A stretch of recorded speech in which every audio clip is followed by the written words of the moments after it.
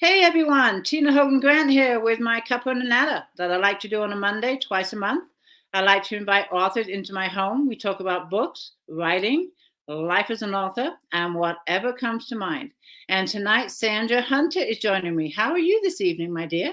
I'm doing very well. It's good to see you, and to your virtual audience. So glad to know that you're all there. Yeah, well, I'm excited to talk to you. I've been booked up like 6 months in advance. So when I get closer to an author, it's like, oh yay, here she is, here she is. So I'm so thrilled that you booked a chat with me. To begin with, first of all, where are you joining? What part of the world are you joining us from? I am beaming in from Portland, Oregon. Beautiful country up there. Yes, it's gorgeous up here. Yes. I've driven through up to Seattle, but I've never actually stopped in Oregon. And you've probably driven on the 5, which is like the worst way to travel through Portland and Washington. But it is gorgeous. We have all these sequoia forests, and we have the beaches, and we have the mountains. So we're very spoiled. And the rain. About 3 miles from the 5, because I'm in the mountains also in a little town called Fraser Park in California. Oh, so the 5 I know well. Yeah, sadly, but necessary. Yeah. Before we get started, I see that we have a few people joining us, so I do want to say hello. So again, I'm being joined with Sarah Hunter. We're going to be talking about her books. If you have any questions for Sarah, she's from Oregon. Put them in the comments, and I will get to as many as I can. But we have Karen here. She's joining us. She says hello. Hey, and then we have Virgie. Hey, Virgie. Hi, Virgie. I'm just going to go down to a few names. We have Deb. She says hello. Woohoo, Deb. Karen. She says hello. Hi, Karen. And Chelsea. Hi, Chelsea. Oh, my. Hold on. I just skipped a few. I'm sorry. Here's Darlene. Hi, Darlene. And then we have someone in my group. The group is private, so you're going to come up as a Facebook user. If you want me to see your name, you need to pop over to my author page, which is not private. But hello, aloha. She just arrived home. Yes, in Hawaii. Tammy is here. Hi, Tammy. And we have Lori. Hi, Lori. And Katie. We got a lot of... And Luann, who is my editor. Hey, Lulu. Hi. How you doing, my girl? Working hard on my book, I hope. And Tina is there. So, Sandra, to begin, can you give us a little background on yourself, whatever you don't mind sharing with the rest of the world? Absolutely. One of the things that has helped me in writing, or writing has helped me, I should say, is discovering what I am. People look at me and they think I'm Indian. In fact, I had one woman follow me around a swimming pool changing room once saying, "You're Indian." And I am partly, there is part of Indian in my heritage, but I'm not completely Indian. But she insisted, "I've been to India. I spent 2 months there and I know what Indians look like, and you're Indian." So I didn't punch her in the face, although I really did. But I did start examining where I was from, and I'm actually Sri Lankan, mostly Sri Lankan, Portuguese and Dutch. My mother's maiden name was Van Dort. Her mother's was Portuguese. My father was Anglo-Indian, and there's a little bit of Burmese and Scots. So these days when somebody says, "Who are you from?" I welcome them to pull up a chair. This is going to take some time. Let me talk to you about the spice trade route. So that's my heritage. I was born and brought up in England. We moved around a lot. My father was in the Air Force. I don't know if there are any other force brats here, but I was definitely one. And we settled in what I think is known as the armpit of England, which is northwest London, Hayes. Not a great place to live. And at the time, we were the only family of color. And so I learned to run really fast so that I couldn't be caught by people throwing stones, but I did compete successfully in the district sports. So, there was a benefit to being chased, even though it wasn't my favorite way of learning how to run. And then I grew up, I went to Kenya for a couple of years, and that really focused me on where am I really from? Because even though you can probably tell my accent is British, and I was born and brought up in England, I'm definitely not English. I have a British passport. I also have an American passport. But I learned to live in liminal spaces in between. And that did a lot for learning how to write. I write from those spaces. So people who don't belong in places, people who feel marginalized or ostracized, who don't fit in. And let's face it, most of us have been through that at some point or another, right? But that's the spaces I feel most comfortable in. I'm happiest when I'm flying or on a train, where I'm in between places. The current book I'm working on is about bridges. And it's about leaving my marriage of 24 years. Yes, it can be done.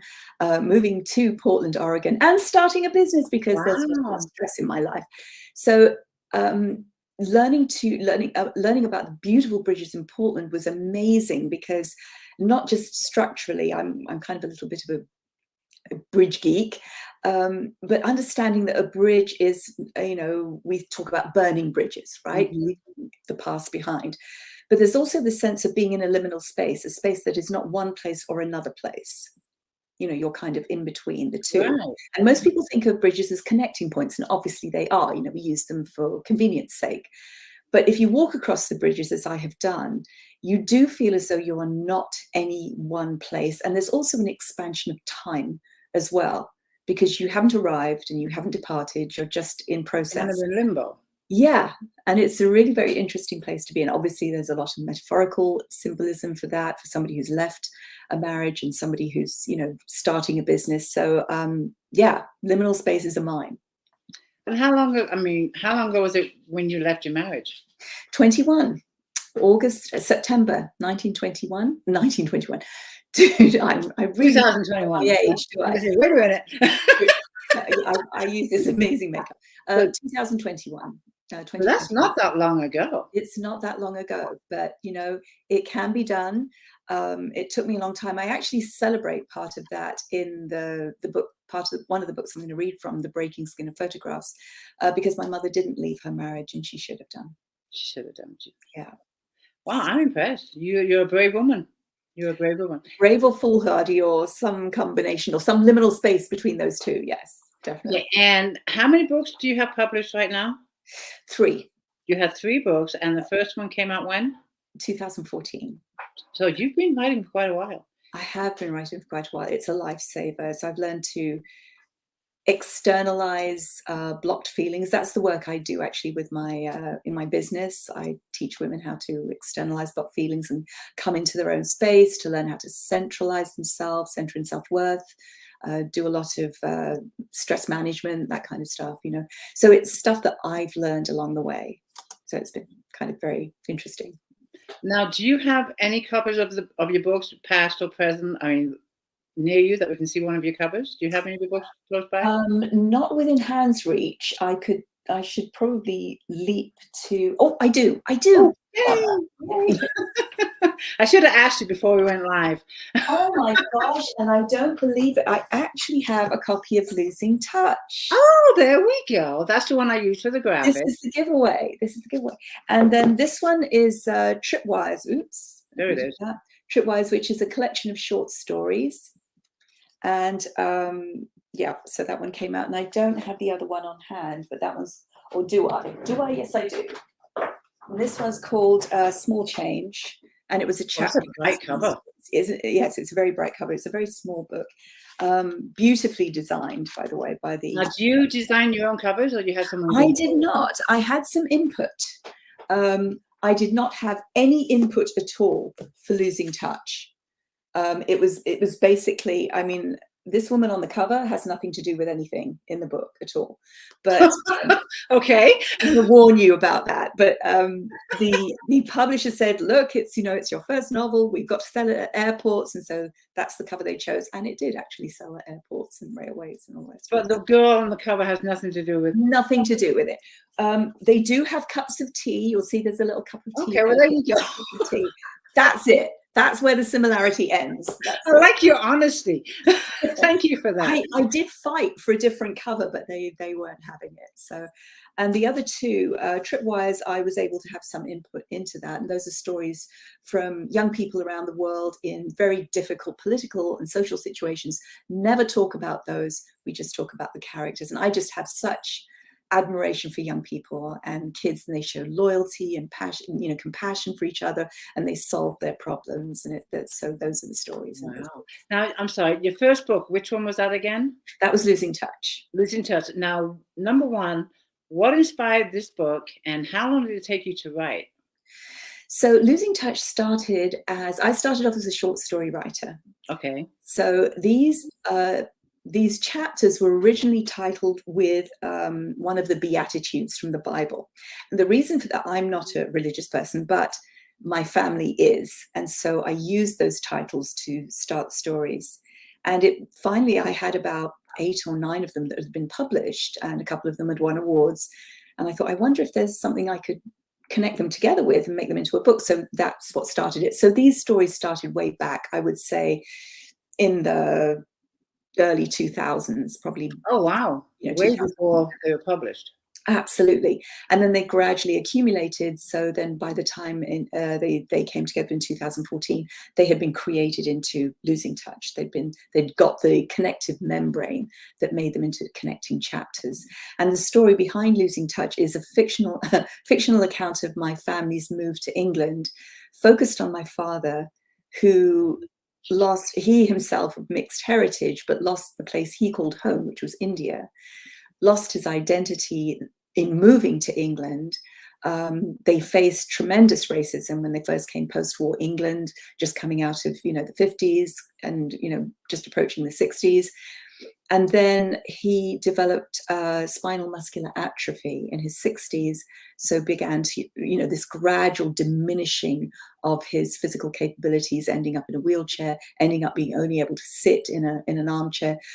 Spinal muscular atrophy, for those of you who don't know, is just the loss of the ability to move the extremities. And there's a lot of neurological disease in my family. Oh my goodness. So yeah. And that inspired that book. And then your next book was Tripwire? Next book was Small Change. Oh, Small Change, excuse me. And that's just a little chapbook of, I believe, four stories. And all of those stories were either published or won awards.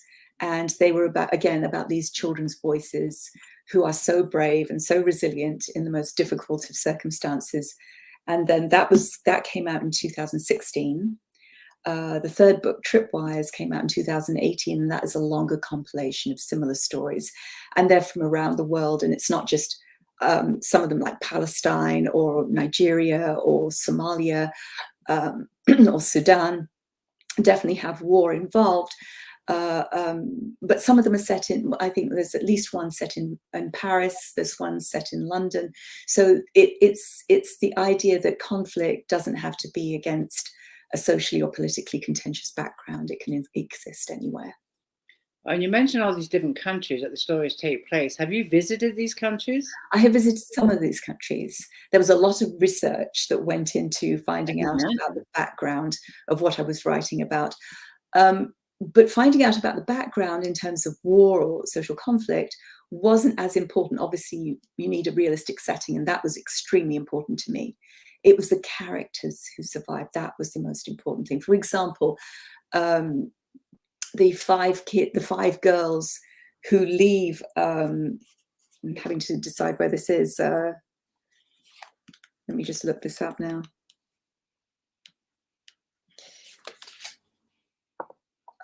They leave Morocco. I've forgotten where the book was set. They leave Morocco, where girls can be married as young as 12 and 13. They have very abusive husbands, and they all make a plan that on Christmas Day, when the husbands are off drunk out of their minds, they're all going to leave. And they do. And it's this story of this amazing friendship and how they take care of each other with very little money and very few resources except youth and determination. One of them is pregnant. And this was based on the stories that I heard on NPR, where so many people were leaving Morocco in boats in all these little vessels, trying to reach Spain, trying to reach Portugal, so that they could leave a very difficult. That's still a law today. They can get married at 12. I don't know about today. At the time when I was writing it in 2014, it wasn't that long ago. It wasn't that long ago. And there are many countries in Africa. I spent some time, I worked in Africa for a couple of years. There are many places in Africa where it's still legal to marry children very, very young. As long as you can menstruate, you can have children, and that's what you do. Of course, it's extremely, extremely dangerous and destructive for young girls to have children that young. Oh, yeah. And so there's a lot of deaths. And it's never the husband's fault. It's always the girl's fault. And what about Africa? Is Africa there's places in certain parts? But obviously Africa is a continent. Depending on the country, certainly in Pakistan, in India, on the border of India and Pakistan. In Pakistan, there are still laws where children can be sold into marriage, and you're usually in rural and mountainous areas. In the cities, it's not quite so prevalent. And you said you've been to Kenya. You were in Kenya for 2 years. I was. What was the purpose of the trip, or what drove you to Kenya? Okay, full disclosure here. Okay. Going to Kenya after my undergraduate, I finished that. I went to get away from someone I was in love with. Okay. And he decided to go with somebody else. So I decided to take my broken heart to Kenya. And it was actually really cool because I learned to do things that I would never have known. For example, I learned how to survive a school riot. I learned how to bribe a customs official. And I learned without being thrown in jail. I really thought I was going to be taken in and arrested because I had to transport some items to England. I had a wooden stool, I had some drums, things I couldn't take on the plane.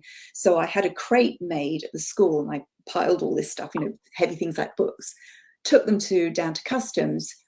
And the customs officer said, "Oh, no, can't take this because we can't see inside. You need to have a window to see inside." I didn't realize he was asking for a bribe. So I went out to my taxi driver who was waiting for me. He said, "I don't know what to do. They're going to refuse the box." And he said, "Bribe him. You have to bribe him." So I went in waving my 50 shilling note in the air, and the customs official just froze, and immediately put it behind my back. I thought, this is it. I'm going to be thrown into a cell with someone's foot on my neck. I'm going to be spread-eagled on the floor. I'll never see my family again. And I just folded it behind my back, because I suddenly realized I needed to be a bit more subtle. And he finally said, "Well, just tell me what's in the box." So I listed everything. He said, "Well, that should be all right." So I palmed the bribe to him. So he just accepted it that way. So that was my introduction into how. You're a pro. I can do it now. You can do it. Are you going to write a book about your experiences in Kenya? That would be fascinating. I did, but it's not really in the right shape. It's going to take a while for me to whip it into shape, but it will be a while, yeah. But that might be I do want to talk about, I know you don't have a copy of this book, but it's your latest book. It is. I do want to talk about that book. Now, the title again is The Breaking Skin of Photographs. Now, this one I find very intriguing. If you can just give a little background, then I have some questions for you as well. So, whereas Losing Touch was about my father's journey, this one is definitely about my mother's journey. She died in 2019. And in 2020, I started writing this book. I never knew her. She was very much closed down. I'm one of those, and I'm sure maybe some of your readers are too, one of those with a difficult relationship with my mother, or a non-existent relationship with my mother. She was very fundamentalist Christian. Everything was about God. And it wasn't until I wrote this book that I realized why it was necessary. I always thought that her relationship with God preempted everything, and it did. Mm-hmm. But she had to deal with a lot of sexual harassment. I believe she was sexually assaulted when she was a child, which is why she was so concerned about men who are always after her, and men were going to be after me too, and I should, don't dress like a whore and all that kind of stuff. It was constant. And I didn't realize this came from fear. And her fundamentalist religion makes sense. Her. It makes sense. Exactly. So this story, I knew her points of departure. I knew that she left Sri Lanka. She lived in Colombo. She went to Pune, which is just outside Mumbai, for her college education, for her secretarial education. And then she went from there to England with my father, whose family decided to move there after Indian independence, which meant she had to go with them, and she never saw her mother or her family again. Oh, wow. So yes, it was a big decision for her, but she was very much of the, 1950s, 1940s, 1950s, the man's family, that's the one you have to go with, and whither thou goest, I shall go, that kind of stuff. So she really believed in obedience to her husband. And he was not a nice person. He really wasn't. So yeah. You were born in England. Yes. How soon after did she leave? Your mother left the family, correct? Is that what I'm understanding? She left her family in Okay. Sri Lanka. So And she left to her England. mother, and then she came to Mumbai, and then she came to England with my father. Well, my father had gone across first, and Right. she joined him there. And so that was the point where all ties were cut with homeland. I mean, she wrote letters, but she never saw them again. And she raised you? She did. She Mhm. did raise you, but you didn't know her. Didn't know her. She was she completely closed. closed. It was all God. And when you left home, did you still keep in touch? Did you have any kind of relationship? We did write letters. We did write letters, but they were form letters for me. I can see now she was trying to say something, but she couldn't. She just wasn't able to. So through all the, the Jesus, come to Jesus, please. It was really, she wanted me to come to her. But she knew that she had to please God first in her And mind. she remained married. Your mother and father remained married the whole time? They remained married. It was an astonishing feat of endurance. And any siblings? Yes, I have a brother in England. And do they feel the same way about your mother, that they never knew her? It was he lived at home all his life. Maybe that's the wow. third. He lived at home. Completely different to you.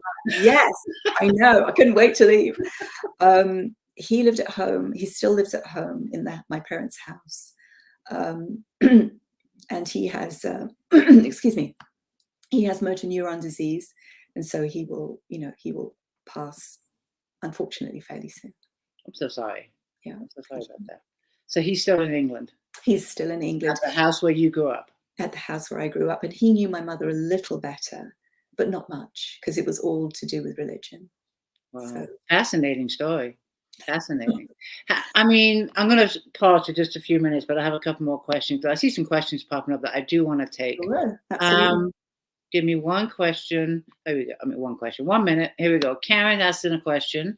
Does your family read your books? My aunt, my dear aunt, my only aunt living, read my books. She didn't read Tripwires. She read Losing Touch, and she read the little chapbook, Small Change. My father never read. I never told them. I briefly mentioned it. I think my brother read it. He was very proud. Aww. This is the kicker. I think my mother eventually read it, but she didn't recognize herself because I made her Indian in the book. Oh. And she so didn't associate herself with anything like that. She used to say, oh, that woman, she doesn't know what's good for her. She's just complaining about nothing, which was kind of lovely.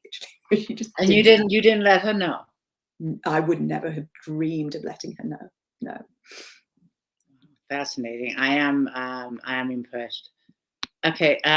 Katie's asking, did you get any opposition for revealing this practice? That must have been, what are we talking about? What's the practice? That must have been a question from a while back. I think it's what you do for a living. I think. Revealing my practice. Katie, if you could just clarify that would be so yeah, cool. Katie, if you're still here, clarify what you mean, because some of these questions were from probably 10 minutes ago. Yeah. I just want to put some comments out that we might have missed. I have a friend who spent time in Kenya and wrote a book about her experience. Fantastic. Yeah. You have to do it. You have to do it, Sandra. I'll dig it out. I do have the manuscript. And then this is in my group. Hi, Sandra. Good to meet you. Hi, Tina. Sorry, it's 5:20. It took me ages to find this. I forgot how. Okay. Well, I'm glad you're here. I'm glad you're here.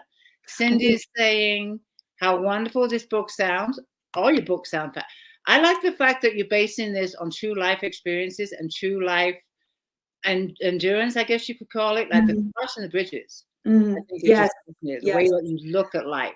And there was a lovely moment, because when I went back to England my mother died in 2019. When I went back last year, my brother and I scattered her ashes. We went down to Eastbourne to do that.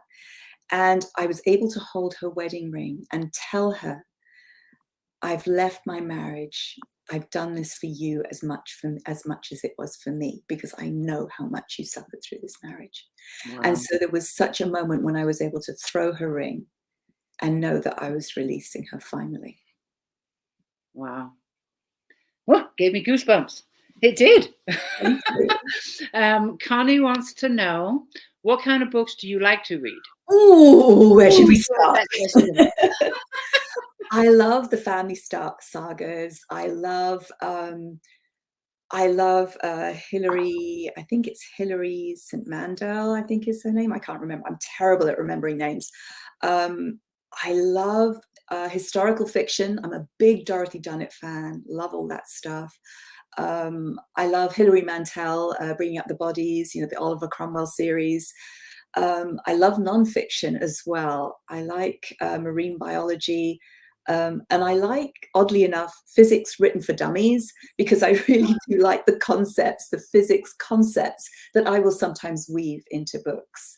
I'm very interested in photography, and photography titles are in the new book that's coming out, Breaking Skin and Photographs. So I've used those as chapter titles that describe various photographical sequences and processes, rather. So and poetry. I love poetry. I love Rumi. I love Hafiz. God, I'm looking at my shelves now. I love.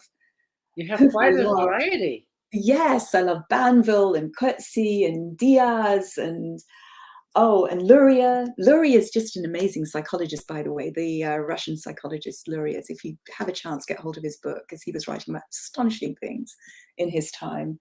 And yeah, and oh gosh, I wish we had time. I'd read you all of them. Just read me the whole bookshelf. Titles. I would, but we won't do that. And then Karen asked, I don't see it here. I can't find it, but she just, we know that you like to travel. She asked if you like to travel. You love to travel. You like being on planes and airplanes. Mm-hmm. Is there a country you have yet to visit that you would love to visit? Yes, thank you for asking that question. Really great question. I am hoping to visit Portugal in 25, and that is where the number of my mother's forebears came from. Okay. So I'm hoping to go to Porto, which is just outside of Lisbon, and Porto is an artist colony, has an artist colony as well. So I may be moving to Portugal. I don't know yet. Moving? Maybe. Not just visiting, but moving? Maybe. We'll see. Oh my goodness, that's quite the move. How long have you been in the US? I beg your pardon? Oh, I've been here since 1987. That is quite, and you will be moving by yourself. I would be. It depends on who I meet at the Writers' Colony, and I will start to make connections before I go. I'm anxious, as I'm sure a lot of us are, about the next election, and so that might be the incentive to start looking. Yeah. I'm not going to get into politics. No, let's not. I totally hear you. Yeah. But I mean, that would be quite some journey by yourself. Yes. Now, you have not been to Portugal yet? No, it'll be my first time. I don't really have too on the subject, but would you go visit Portugal first and then make the decision whether or not to move there? I would go to Portugal in several seasons. It wouldn't be just the one-off. And it would very much depend on the kind of community I could reach out to there. There's a thriving artistic community in Porto, and my friend and I are going in 25 to see what that's like. As I said, I'm hoping to set up some connections, see if it's viable. Portugal's beautiful from what I see of it. I've never been. Yeah, it's beautiful. It's right on the coast. I hear it's beautiful. I just have to avoid the hot bits. Oh, you have to let me know. I'm curious now. But that's going to take some courage. I mean, I came from the States, from England to the States, but I was 17, and I went straight to my dad's house. It wasn't like I was by myself. Yeah. So to move to a country like that. I moved to America in 1987, not knowing anybody. I knew a friend, but I soon moved from her house to. I was there for a week, and then I moved into Los Angeles and found a job and went from there. You have been traveling. We are going to pause a minute because we're going to listen to you read. Are you ready for that? Yes, I am. Yeah, hey, readers, we got a little treat. Sandra is going to read some excerpts from a couple of your books, correct? Yes. All right. I'm going to hand it over to you. It is all yours. Thank you. So Losing Touch follows the story of Arjun Kulkarni, who brings his family to England after Indian independence. His hopes for a better life soon vanish because his wife just wants a nice tea service, his son hates anything Indian, and he doesn't know how to talk to his daughter, who's retreated into silence. He feels caught between this place, England, where he doesn't belong, and India, where he can never go back to.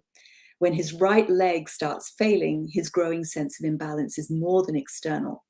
In this chapter, Arjun's spinal muscular atrophy is advanced, and he is visiting his younger sister, Pavitra, who is terminally ill with motor neuron disease. Chapter 12, Breathing Issues. Arjun sits as close as his wheelchair will permit. His younger sister, Pavitra, slumps in the armchair in front of him. She is 69. He is 72. She lives on the 4th floor in an assisted living building.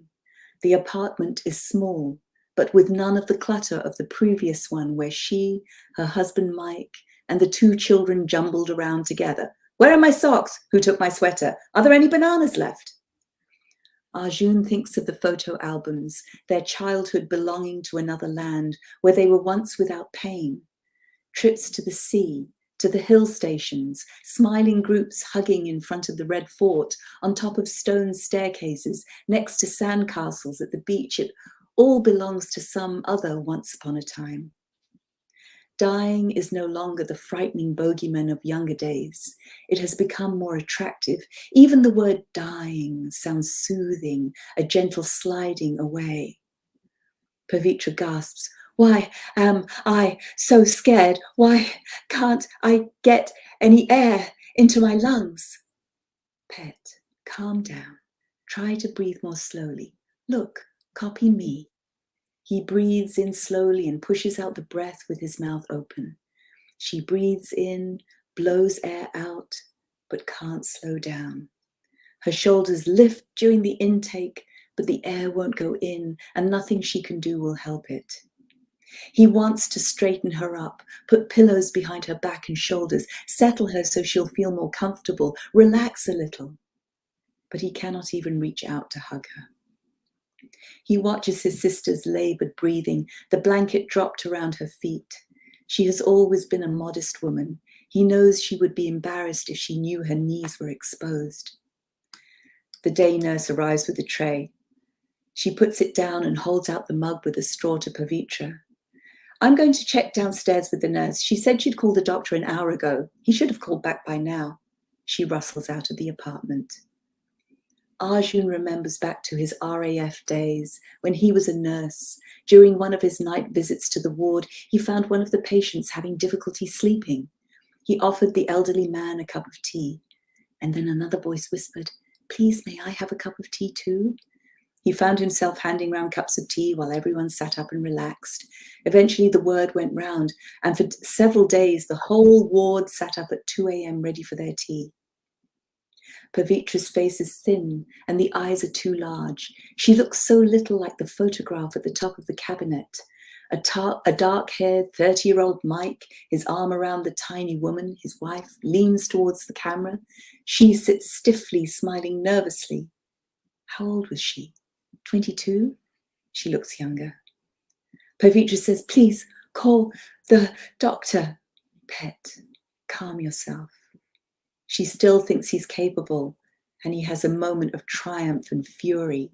If only it were that simple to pick up the phone, to make these idiots understand that his sister can't breathe, to force them to come immediately, to bring oxygen, tranquilizers, an old-fashioned kind of nurse who would take charge efficiently the way he used to. He must sit in his wheelchair and watch his sister trying to breathe. Is this what is meant by learning patience? He has said nothing when he's been pulled from his wheelchair by his son's strong arms, even though it was painful. He has waited while the social worker, the district nurse, have discussed him and his failing body as though he is some difficult and fragile problem they must solve. He has eaten what his wife has put in front of him, overcooked vegetables, small squares of toast with Marmite, even though he hates Marmite and longs for brisket cooked in red wine. He has sat in the shower naked in front of his son, who helps him to wash, bowing his head as he waits for the water to fall. And is it impatient to wish to stand up, to walk to the phone, pick it up, dial the number, and use a strong voice to summon help? Precious Lord, take my hand, lead me on, let me stand. He tries to talk about the children, the grandchildren, but his voice is soft and she is deaf. Her pink and blue hearing aid hangs off her right ear like some strange Christmas tree ornament. He doesn't know if the battery is even working. He talks on. At first, she bends her head towards him, then leans back, her shoulders still moving up and down under her internal seismic shifting. Something in his voice must reach her and she closes her eyes. His throat becomes tight as she finally sleeps. He talks on. The time he climbed a tree and she wanted to follow him up. How old was she? 7? He must have been 11. He eventually climbed down and pushed her up, his shoulder under her bony bottom. She scrambled, small hands unable to find a handhold. This tree's too hard for me. But he continued to heave and she finally made it to the lowest branch, about 8 feet above the ground. He climbed above her, but she remained where she was, content to sit in the fork and look out over the meadow to the foothills of the Himalayas.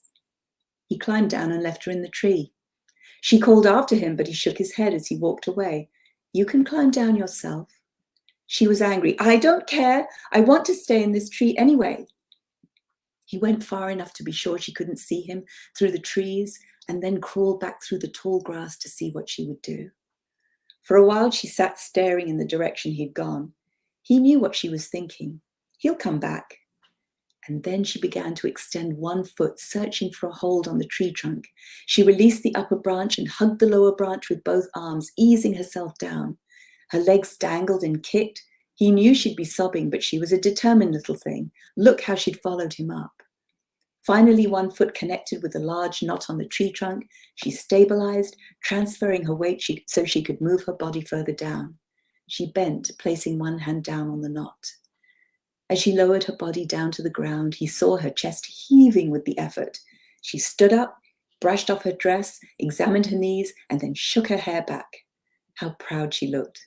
How proud he was. His voice is almost gone. The nurse arrives. The bus is here to take you home, Mr. Kulkarni, and the doctor is on his way to see Pavitra. He says, don't wake her. He watches her sleeping face, the lined cheeks sagging. But in the afternoon light, he imagines she looks a little like his tree climbing sister. He will not see Pavi again. Once the doctor finally comes, they'll take her back to hospital. As they wheel him out to the elevator, he wonders if she's dreaming of climbing up into the branches of the tallest tree in Mussoorie. She can see so far. She can see their school, their house, and away to the snow-capped peaks of the Himalayas and to the white sky beyond. It has been their custom to pray after his visits. Lord, please hold my sister. Bring her peace. Keep her in your hand and give her the rest she so needs. He bows his head as the elevator descends to the ground floor. Lord, oh Lord, please let her die. Thank you.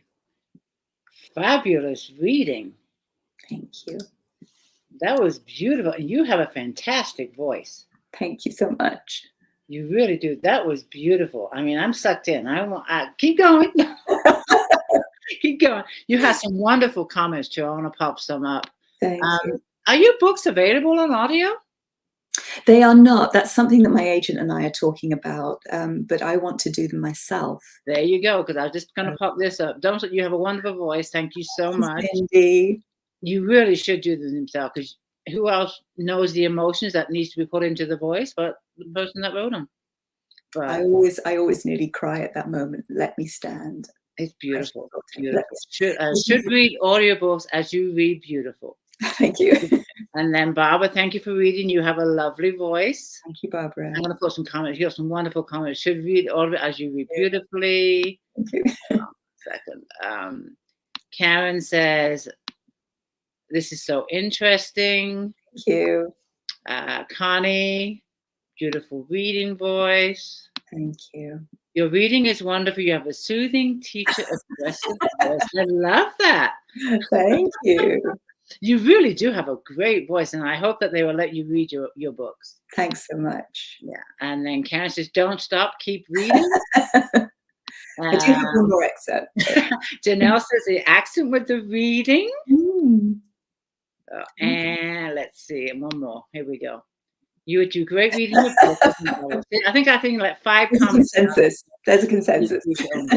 Thank you, ladies. No, thank you so much. That was beautiful. I really enjoyed that. And I'm sorry, one more time, what was the title of that book? It's called Losing Touch. Losing Touch. That was your first book, correct? That's my first book, yeah. Beautiful. Excellent. What are you currently working on? So I'm working on the Bridges book right now, and that doesn't have a title, and it's very different. It's not a narrative in terms of the fact there's no beginning, middle, and end. It's more little snippets, and I'm an amateur photographer, so I'm including pictures of the bridges, like angles of the bridges, and then there's a little bit about the bridge, and there's a little bit about what bridge means, and what I'm trying to think my way through, what it's like to leave a 24-year marriage, basically, and to have no fallback. You know, this is it. I'm on my own. And and I just heard today that my ex-spouse has a serious girlfriend. So I got that today as well. Just oh boy. Okay. There's a question up here, if I can find it, asking about your ex-spouse. Yes. Didn't want to get too personal. That's okay. Find it. But she asked the reasons why you left. And if you don't want to answer, that's totally fine. No, that's absolutely fine, because it's in the book. It's absolutely in the book. And the reasons I left was he did a really good job of persuading me that he was a fabulous person. And it wasn't until I was married that the act dropped, and he wasn't a fabulous person. And what he did, I mean, he wasn't physically cruel, but what he would do is just go into his office. So it was abandonment. You couldn't talk to him. If you tried to talk to him, it was just silence. He didn't have an answer. He didn't know how to talk about things. And so he abandoned me and our daughter for all of the time. She still has a problematic relationship with him, but it was very lonely and isolating. And I learned to be by myself until I finally decided, you know, I don't want to do this anymore. And so I left. And how old is your daughter? She's now 23 and is an amazing person. She's just finished her education, and she's now driving a shuttle bus in Yosemite for the year. Yes. Oh, yay. That's a fun job for a 23-year-old. Yeah. She's got her bus driver's license, so she's able to do that. She's in California? She lives in California? She was on the East Coast for her graduate work, and she's just come back to California. And what a choice, right? Yosemite. Who wouldn't want to be there? Yeah, I used to live in Sonora, which is not that far from. That's not that far. Yeah. Or Yosemite. I used to call it Yosemite. I did too when I first. Did you too? I used to call it La Jolla as well, until I was very swiftly corrected. Like La Jolla? Yeah, I used to call San Jose San Jose. Oh, there you go. The J's and everything. And I used to call it La Ciénaga instead of La Ciénaga. So I was wrong about everything. I know. But your accent stayed with you. It is. Yes, it has stayed with me. My dad did too. He had a very thick accent, and he was in this country for 30 plus years. And he just didn't lose it. Some things you just can't give it up. But your accent's beautiful. It really is. Thank you very much. It is. Now, I know you do work. You have your own business, correct? I do. So do you write every day, or have a schedule for your writing? No, I don't. Writing is very sporadic because the business is very, very consuming, as I'm sure you can imagine. I'm having to come to terms with what's the difference between a balance sheet and a profit and loss statement. Oh, I don't want to do this. So I'm actually going to a writer's residency at the end of September. It's a little island off of the coast of Maine. And I get a whole week where I'm just clearing my schedule. I've told my clients I'm not going to be here, no workshops, no programs. And I'll do a little bit of support work for a friend, but the rest of the time is mine to finally whip this into a draft form. And I'm hoping to get that done by the time I leave. And you're just going to be solitary. Will you be with other writers, or is it just you on your own? It's a women's writing retreat. I think there's going to be about 8 or 9 of us there, which which would be fabulous. And will you critique each other's works? It's more support. I think when you go to residency, it's less to do with critique, and it's more just, yay, keep going. We're with you all the way. I love this. Egging you on and that. And Yeah. do you know any of these other women? Or? I don't. It'll be the first time meeting, so I'm very excited about that. It's going to be cool. Well, that'll be a blast. Yes. So exciting. Yes, it is. That is fantastic. Thank you. I'm looking at the time. We're getting close to ending the chat, but I want to talk about, your books. I know they're all on Amazon. Yes. Paperbacks and Kindle. Mm-hmm. Now, what about in other bookstores like Barnes and Noble? Are they? I know they're in Powell's. Yes. Which is the biggest bookstore here in Portland. Mm-hmm. And you can order them through Barnes & Noble. I don't think they're on the shelves because it's been a while, 2018 was the last book.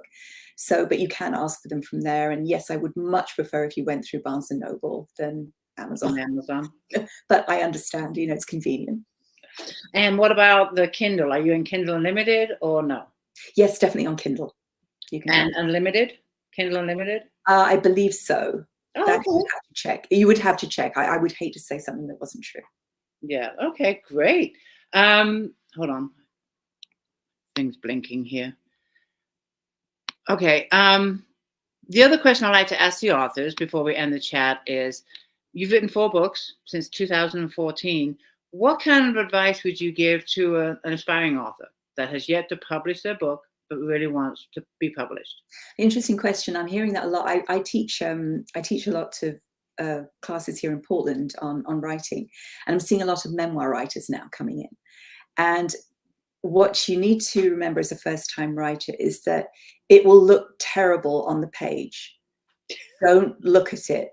Go for at least 50. I would recommend go for 80 pages, if not more, before you take a breath. If you take a breath too early, you will nitpick it to death, or you will put it in a drawer and forget about it. So what you want to do is also find people who will encourage you. Writing is a really solitary activity. So you want to find a group. You can find groups through Poets and Writers. They have places where you can find writers groups online. There are many, many places online that you can find lots of writers groups. Local groups are really cool too. You can find those through libraries. You can find them through schools and universities. Get yourself into a group because you need the moral support. It's very difficult to do by yourself. Also, you need a little bit of feedback sometimes. Watch out for critique groups. We did mention those, right, because they are not what you need right now when you're starting.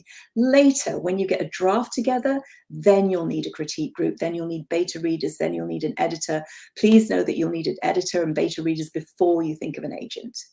I teach a class on publishing as well. Do you have an agent? Yes, I do. Don't look for an agent first. Look for lots of people to read what you're doing first, and get lots of feedback on that. If you're a short story writer, do the same thing. Get into groups. Get lots of feedback. Trust your voice. If you hear people saying, "Oh, I didn't like this character." If more than one person says, "I didn't understand that," if you get 3 people saying the same thing, pay attention. There you go. If it's 1 person or 2 people, not your problem. It's their problem. Remember that people will respond from where they are, not from where you are. If you do some open mic readings, if you possibly can. This is a really good way to get immediate critique, or immediate feedback, because it's so lovely. You read to this group of people you never met before, and they love what you do and they applaud, and it really encourages you to go back and carry on. And that's what you need more than anything else. It's a long journey, especially if you're doing a novel or a memoir. This is a long distance. This is, this is not the sprint. This is a marathon. Mm-hmm. So take it slowly. Choose your editor really carefully. Really, really care. And there are different types of editors. We don't have time to talk about it, but drop me a line if you want to know more about editing and publishing. I'll be happy to answer questions. Excellent advice. I want to ask you a quick, does your daughter write? She is a playwright. So she's been doing plays, and she loves acting. So she's going to see how that shakes out after her year at Yosemite. Oh, well, that's wonderful. So your daughter is writing too. I love that. She's amazing. Yes. I can tell. I can see from your smile. You're a very proud mom. I'm proud. I need a bigger bra. I'm a proud mom. You're so cute. You're generously doing a giveaway. So thank you so much for that. And that is for our audience that is watching us live. Thank you, readers, for watching us and taking an hour out of your day. So, Sandra, what is it you're going to be giving away? This is Losing Touch.